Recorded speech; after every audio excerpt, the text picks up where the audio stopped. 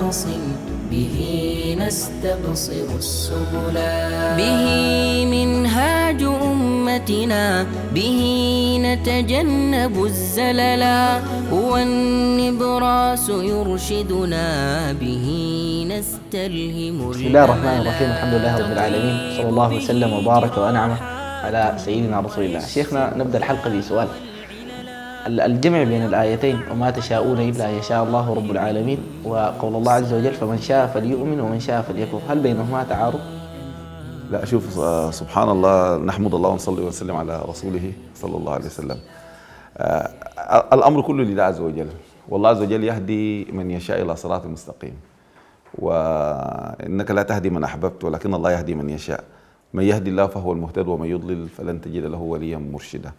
يهدي إليه من ينيب، يضل من يشاء سبحانه وتعالى، يهدي إليه من ينيب، والآيات كثيرة بهذا المعنى. الأمر كله بيد الله، والتوفيق بيد الله سبحانه وتعالى، والهداية بيد الله عز وجل. ذلك النبي عليه الصلاة والسلام لما ذكر في أحاديث كثيرة منها إنه رب سبحانه وتعالى خلق للنار أهلها وخلق للجنة أهلها، قالوا فيما العمل يا رسول الله؟ قال اعملوا فكل ميسر لما خلق له. ولما قال أن الله عز وجل قبض قبضة فقال هذه في الجنة ولا أبالي، وقبض قبضة قال هذه في النار ولا أبالي، قالوا فيما العمل يا رسول الله؟ قال اعملوا كل ميسر لما خلق له. ولما قال النبي عليه الصلاة والسلام أول ما خلق الله القلم قال له اكتب، قال يا رب وما اكتب؟ قال اكتب ما هو كائن وما يكون إلى أن تقوم الساعة.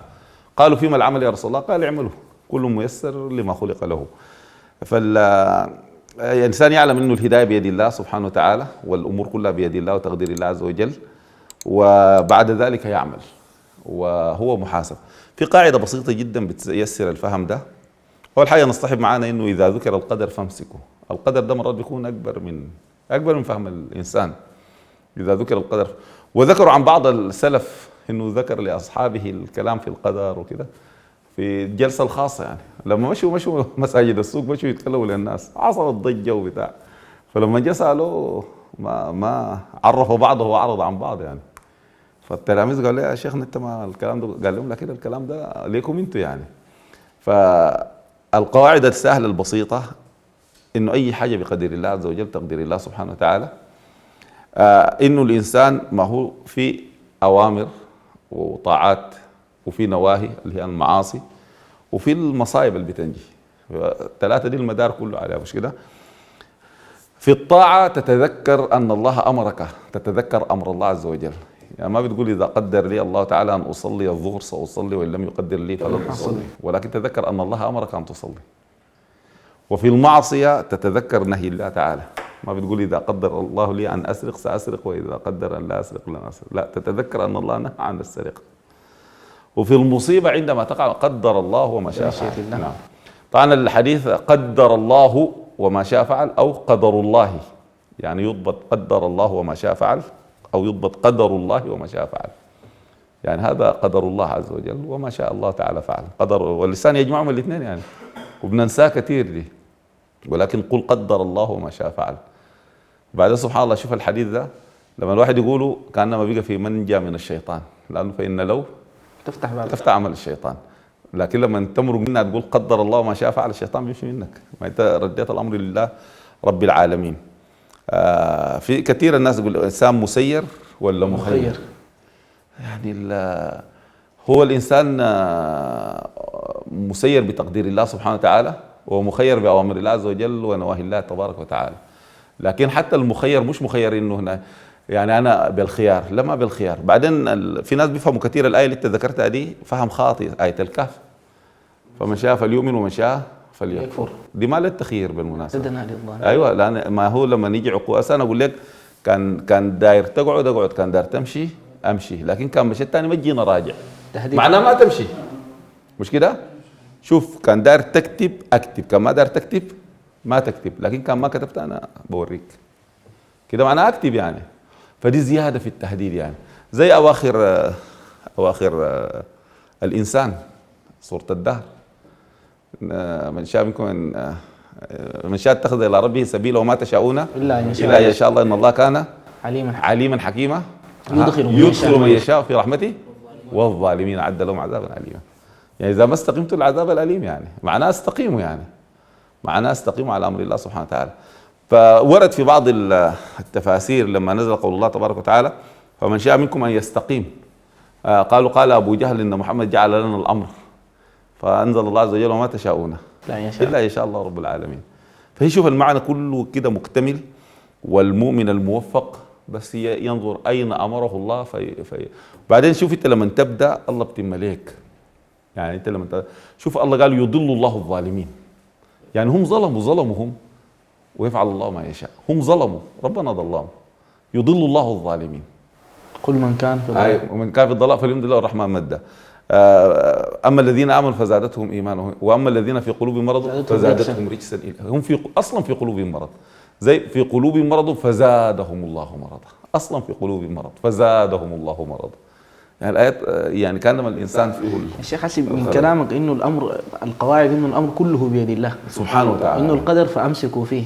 ايوه نعم. انه الانسان في امر الطاعات يبادر الى يتذكر ان الله امره، وفي المعاصي انه ينتهي عما نهى، يتذكر ان الله نهاه. في المصائب قدر الله يسلم لامر الله. بقية الايات يكمل بعضها بعضا، يكمل بعضها البعض ويفسر بعضها البعض وكلها تفهم مع بعضها. دي 4 قواعد. ايوه نعم. زياده على شيء وسهله، يعني دي الشيء اليسير السهل. الشيخ بالنسبه حتى للعلم بالقدر، ما اي علم يعني الناس لازم يعرفوه ويعلموا به. ايوه نعم. لانه ممكن يضرهم ذاته. يعني مثلا الان السحر ده هو علم كعلم نعم. لكن لو الناس كلها اتعلمت السحر، ايوه مجرد التعلم، انما نحن فتنه فلا تكفر. اي فده فيه كانه دليل على انه ما اي علم الناس لازم يعرفوا يعني. ايوه صحيح. هو شوف العلم اللي بينفع الانسان، العلم اللي بيقربك لله سبحانه وتعالى يبعدك عن النار. بعد ذاك اي علم فيه نفع للعباد، نفع للبلاد، نفع للخلق، نفع للانسان في نفسه، ده كله قرب الى الله سبحانه وتعالى يتقرب به العبد الى ربه عز وجل. والمسائل القدر لانها مسائل هي عويصه وشائكه، الخوض فيها نهى عنه السلف، زي الخوض في الاسماء والصفات كره السلف الخوض فيه. يعني الشيء الواضح في الايات القرانيه، في حديث النبي عليه الصلاه والسلام، في إثبات ما أثبته الله تعالى لنفسه أثبته له رسوله صلى الله عليه وسلم. يعني أنا بحيل لكم لكتاب منهج ودراسات في آيات الأسماء والصفات لمحمد الأمين الشنقيطي الجكني رحمه الله تعالى. منهج ودراسات لآيات الأسماء والصفات، رسالة صغيرة للشنقيطي صاحب أضواء البيان. فمقدمته مقدمة جميلة جدا جدا، ذكر انه الخوض في المسائل دي ليس من هدي السلف، فدي انا دايرك تاخذ نفس فهم القدر في هذه. طيب الشيخ في الحديث انه الدعاء والقدر يعترجان. ما هو القدر، الدعاء ذاته من قدر الله. الدعاء لا، ولا يرد القضاء الا الدعاء، لا يرد القضاء الا الدعاء. فاذا كان الانسان يلح بدعائه الى الله سبحانه وتعالى، ربنا بيصرف عنه كثير من البلايا. لذلك جاء في المسند يا عبدي او تذكر يوم كذا ساعة كذا يوم أن دعوتني فاستجبت لك. نعم يا رب. يا عبدي أو تذكر يوم كذا ساعة كذا يوم أن دعوتني فرددت عنك البلاء. يعني هو بيدعو بحاجة ربنا رد عنه بلاء في حاجة ثانية. هو داير حاجة الله رد عنه بلاء كان جايه. يعني هو مش دعا اللهم اصرف عني البلاء، لا، دعا حاجة ثانية بسبب هذا الدعاء ربنا صرف عنه بلاء. يعني ما اداه الحاجة الدائرة لكن في بلاوة كثيرة. عشان كده لا يشقى مع الدعاء أحد ولا يعجز مع الدعاء أحد. وما من مسلم يدعو الله بغير إثم ولا قطيعة رحم إلا جعل له الله بدعوته إحدى إما يعجل له الإجابة أو يصرف عنه بلاء، نفس المعنى، أو يدخرها له درجة في الآخرة، درجة في الجنة. بالنسبة للدعاء ده، لو الزول لو عاين لحاجة عجبته كأنه أصاب بعين وقام قال اللهم بارك، هل ممكن يعني مرات العين تصيب والتبريك ما يصيب ولا؟ هاي ما انت لما تقول اللهم بارك مثلا معناه كانما سالت الله ان يصرف عنك الاذيه التي تاتي من العين. يعني سالت الله ان يصرف. ده قال لي لولا اذ دخلت جنتك قلت ما شاء الله لا قوه الا بالله. سمعت بعض الناس قالوا يعني ما تقول لواحد قول ما شاء الله، انت تقول ما شاء الله، له ذاته يقول ما شاء الله ماله. يعني في حاجات كده عجيبه. يعني هو يقول ما شاء الله، انا اقول ما شاء الله، وهو يقول ما شاء الله. المشكله شنو يعني؟ المشكله شنو؟ ما فيها مشكله. يعني زي بعض الناس ينكروا انكار شديد انه يقول لك في المصيبه ما تقول لا حول ولا قوه الا بالله. اقول في المصيبه وفي النعمه وفي اي حاجه، لكن برضه اقول انا لله وانا اليه راجعون. وكان شيخ الاسلام ابن تيميه رحمه الله تعالى يعني هو بيتكلم انها ما تكون كبديل لانا لله وانا اليه راجعون. ده الاصل، يعني ده الاصل.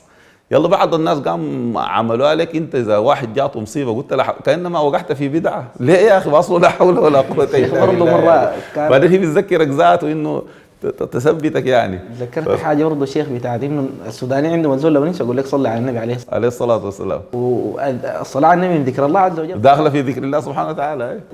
واذكر ربك اذا نسيت، ولا تقول واذكر ربك اذا نسيت، فداخله في انك تذكر الله عز وجل. والصلاه على النبي عليه الصلاه والسلام من افضل انواع الذكر يعني، صلى الله عليه وسلم. نختم الحلقه بالصلاه على النبي عليه اللهم الصلاه صل وسلم والسلام. على رسول الله. السلام عليكم ورحمه الله وبركاته. به منهاج أمتنا، به نتجنب الزللا، هو النبراس يرشدنا، به نستلهم الأملا. تطيب به جراحات ويشفي الداء والعللا، ويرفع قدر صاحبه ويكسى في غد حللا.